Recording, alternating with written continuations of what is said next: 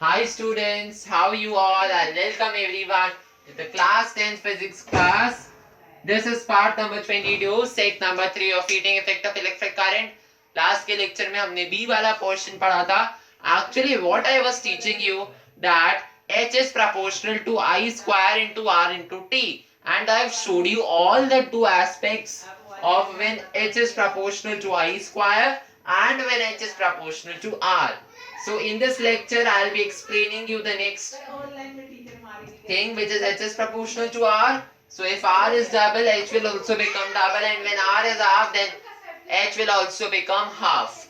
Then an important thing which I want to tell you that a given current will produce more heat per unit time if the two resistances are connected in series than when they are connected in parallel. तो सबसे पहले इसको note करो, फिर समझो. ऐसी चीजें बिना नोट किए समझ में नहीं आती.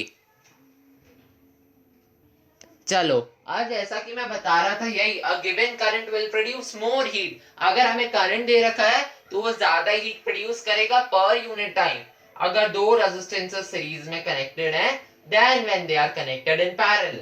मतलब ये कुल मिला के ये कहना चाहते हैं कि सीरीज के अंदर करंट ज्यादा प्रोड्यूस होगा. यही चीज कि भाई सीरीज में करंट डबल होगा और पैरेलल में करंट हाफ हो जाएगी. ठीक है, समझ में आ गया? बढ़िया तरीके से आ गया. चलिए अब इसको कॉपी कर लीजिए और फिर मैं आपको पार्ट नंबर सी बताऊंगा when H is proportional to T. चलिए, कर लिया बढ़िया तरीके से. आजकल सब कुछ ऑनलाइन चल रहा है ना, काम ऑनलाइन ही करना पड़ता है, क्या करें. लाइव का जमाना गया, फेस टू फेस. यार देखो तुम लोग, लिखते लिखते व्हाइट बोर्ड इतना काला हो गया कि मतलब दोबारा मिटाना पड़ा. कोई बात नहीं, ये सब तो चलता रहेगा. चलिए अब हीटिंग इफेक्ट को कंटिन्यू करते हैं, सी पार्ट पढ़ते हैं. तुम्हारे लिए मेरा इंक और मेरा सब कुछ बर्बाद हो रहा है, समय भी. अपने समय को अच्छे से इस्तेमाल करो, समझे? हम पढ़ा रहे हैं, तुम्हारे लिए पढ़ा रहे हैं ताकि तुम लोग अच्छे से पढ़ो. टाइम दो, माइंड डिस्ट्रैक्ट ना करो, ठीक है? चलिए सर, इसके लिए तो आप एक दिन है ना मोटिवेशनल वीडियो बनाना, उसमें देना. आज के लेक्चर में तो हमें पढ़ाओ, समय क्यों बर्बाद करना. हाँ भाई, सही बात है. अब तुम्हारा समय बहुत अमूल्य हो गया है. चलिए, so as I was telling you that since the heat produced again is directly proportional, or I can say that the heat produced in a wire is directly proportional to the time. So H is proportional to T. चलिए, as I told you that H is proportional to T, है ना. बीच में क्या light चली गई थी, कभी कभार होता है, दोबारा आ गई है. चलिए अपन कंटिन्यू करते हैं, है ना. H is proportional to T.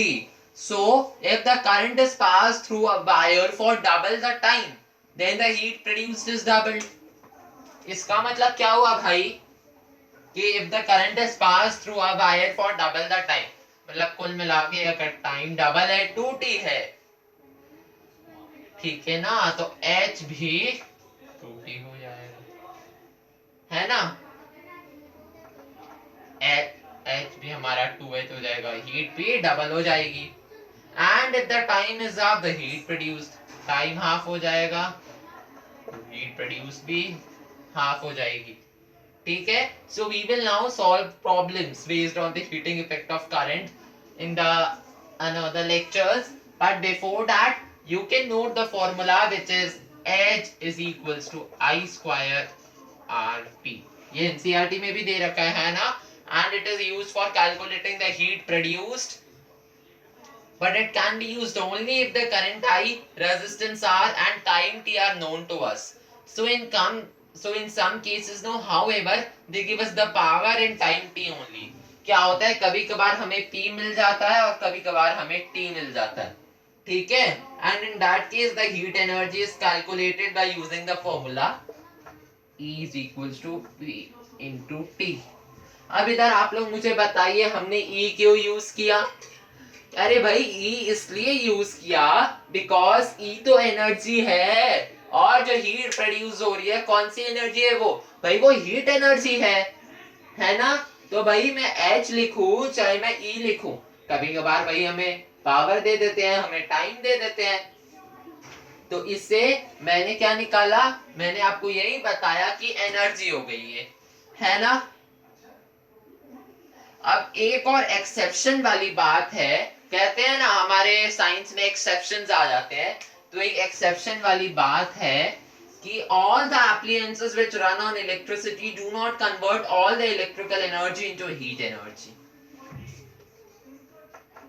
All the appliances, ये लिखना है आपको, appliances which runs on electricity,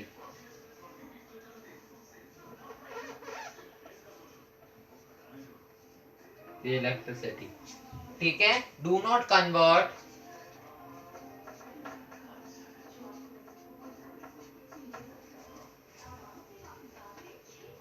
all the electrical energy into heat energy.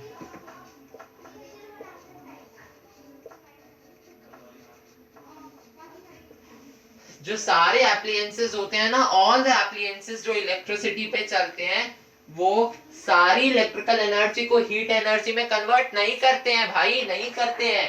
क्यों नहीं करते हैं? Only the electrical heating appliances, okay. क्यों नहीं करते हैं? क्योंकि खाली electrical heating appliances convert most of the electrical energy into heat energy. Now for example, when electric current is passed through an electrical appliance such as a fan, then most of the electrical energy is used, भाई हवा देने में जाती है क्या बिजली? No.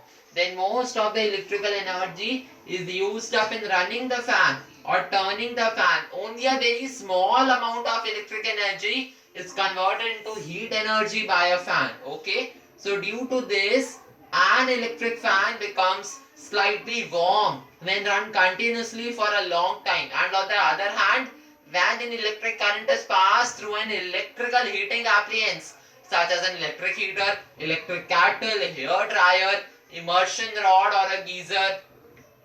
भाई immersion rod क्या होती है पता है किसी को? मेरे से पूछा था किसी ने कमेंट सेक्शन में, है ना? एक बार मेरे से किसी ने पूछा था क्लास में भाई कि इमर्शन रॉड क्या होती है। अब सपोज ये एक इमर्शन रॉड है और इधर नीचे है ना लोहे का इस टाइप का बना हुआ है, ऐसे लंबी सी होती है वो। क्या करते हैं सर्दियों में जिन लोगों के पास गीजर नहीं होता है ना, वो आई एम सॉरी, सर्दियों में जिनके पास गीजर नहीं होता है ना, वो इस रॉड को ऐसे लगा देते हैं और फिर बाल्टी में डाल देते हैं, तो वो 1 घंटे के लिए रहती है और जितना पानी होता है वो गर्म हो जाता है ना? उसे हम इमर्शन रॉड कहते हैं। I will repeat my things which I was saying कि on the other hand, when electric current is passed through an electrical heating appliance such as an electric heater, electric kettle, or I can take hair dryer, immersion rod or a geyser, then most of the electrical energy is converted into heat. Okay, all the electrical heating appliances have a heating element, okay, or heating coil, okay, which is made up of high resistance wire like nichrome wire. अच्छा देखो, ज्यादातर जितने भी high resistance wire होते हैं ना, हम लोग उसमें नाइक्रोम वायर को यूज करते हैं। किस वायर को यूज करते हैं? हम लोग नाइक्रोम वायर को यूज करते हैं, okay, because it helps in converting most of the electrical energy into heat energy. So इसी के साथ मैंने आपको कन्वर्ट फिनिश करवा दिया अपना सी पोर्शन करा के। Heating effect of electric current खत्म। कोई भी डाउट है बच्चों कमेंट सेक्शन में पूछ लेना, कोई दिक्कत नहीं है। तब तक के लिए बाय बाय, पढ़ाई करते रहो, मजे करो, कम खेलो, ढंग से पढ़ो। चलिए बाय बाय।